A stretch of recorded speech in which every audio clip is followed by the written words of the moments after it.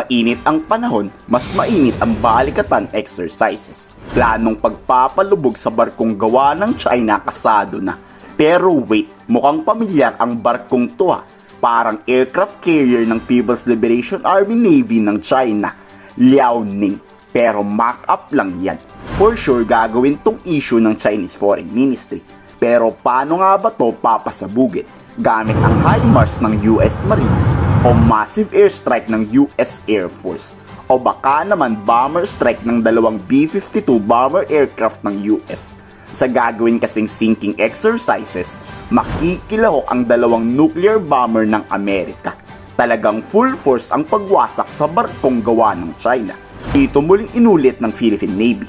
Bulok na barko ng China ang papasabugin. Nagkataon lang to.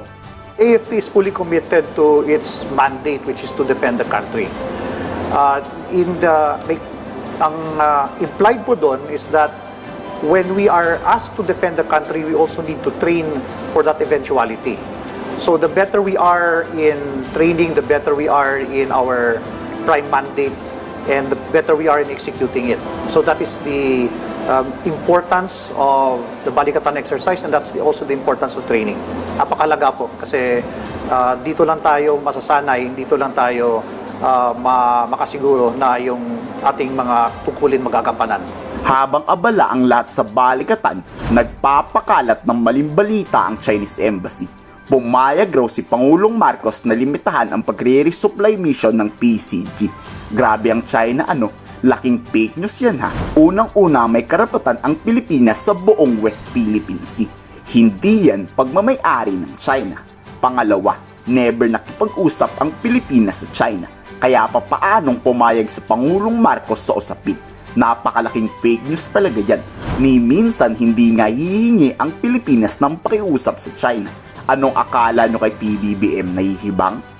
Di umano. Ito daw na kasalukuyang administrasyon ay merong internal understanding kaya daw at dahil nga daw hindi sinunod ng Pilipinas itong kasunduan with the Marcos administration, tayo daw talaga ang may kasalanan sa mga pagtaas ng tensyon sa West Philippine Sea kasi hindi tayo marunong tumupad sa mga understanding at arrangement. Kung nagsalita ang ating Pangulo na hindi tayo papasok sa mga ganitong mga understanding kasi una-una labag ito sa ating konstitusyon, labag ito sa ating interest national or the national interest, no? May idea na tayo ba't di pumapalag ang Philippine Coast Guard dahil inaantay lang nitong mapikon ang mga Chinese. Di tayo gagamit ng water cannon. Aantayin na lang nating bumira ang mga incheck. Tapos ayun na, bakbakan na.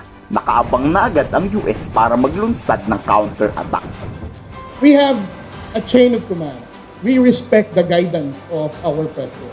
The guidance of the president is that we should not be provoked. We should not be the reason of intensifying the escalation for China to justify, once again, bring the next level of aggression kung ano man ang plano nilang gawin. We have to maintain professionalism in dealing with this kind of bullying of the Chinese Coast Guard. The high emotions that you feel, multiply it to 2, double it, that's perhaps the same level of emotion that our Coast Guard personnel on board are also experiencing.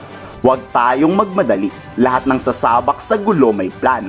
Di yung napipikon agad tayo. Kasado na nga ang lahat. Kaya chill lang dapat ang mga Pilipino. Kayo, nasasabik na ba kayo sa susunod na kabanatang gagawin natin sa mga Chinese? Ikomento sa baba ang inyong saloobin.